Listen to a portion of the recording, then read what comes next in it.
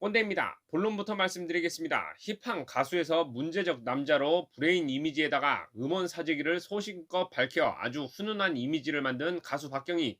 2015년엔 학교폭력 근절 홍보대사까지 했던 박경희, 과거 학창시절에 친구를 후드려 깐 악질이었다는데요. 이 내용 꼰대가 알아보았습니다. 박경과 송문중학교 동창이라는 한 분이 SNS에 과거 박경에게 두들겨 맞았다는 글을 게재했습니다. 전 블락비의 박경 폭 피해자입니다. 제 글에는 어떤 거짓도 없는 실제 사실임을 말씀드립니다를 시작으로 아주 파격적인 설명이 시작되었습니다.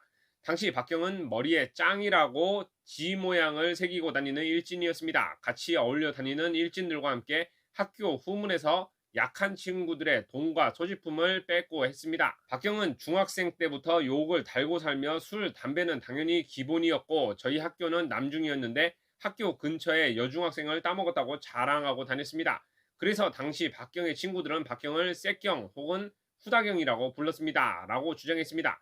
이어서 박경은 특히나 약한 애들한테 더 무서운 존재였습니다. 장애가 있는 친구나 특히 동급생보다는 후배를 때렸고 동급생들 중에서 특히 체구가 작거나 제일 약해 보이는 친구들만 골라서 때렸습니다. 라고 말했네요. 이것들이 사실이라면 한 대 줘 패주고 싶을 정도로 치졸하고 더러운 짓거리를 한 거고 빼박으로 연예인 생명 끊어버려야 할 것 같은데 말입니다. 뒤이어 욕하고 애들 소지품까지 뜯었다는 절도 폭행까지 했답니다. 또 이분은 정말 전 그 시절의 박경을 아는 사람으로서 지금 박경이 이미지 세탁하고 나와 방송에서 신사처럼 하고 다니는 모습을 보면 너무 어이가 없다고 전했고요.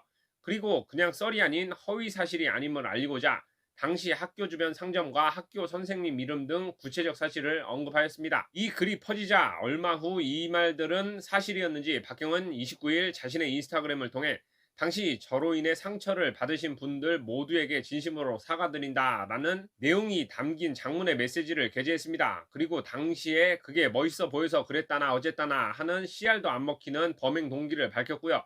박경은 제게 상처 입고 피해를 받으신 분들은 저에게 연락을 주시길 부탁드린다며 직접 찾아뵈 사과드리고 용서 구하고 싶다고 뻔한 사과를 했습니다. 마무리합니다. 이 제보자의 말에 따르면 박경이 피해자 존재를 2, 3년 전에도 알고 있었고 찾아서 입막음 하려고 했던 적이 있다고 설명했습니다. 잊고 지낸 과거도 아닌 거죠. 철없이 한 행동치고는 너무 악랄했던 행동에 용서가 있을 수 있을까 싶습니다만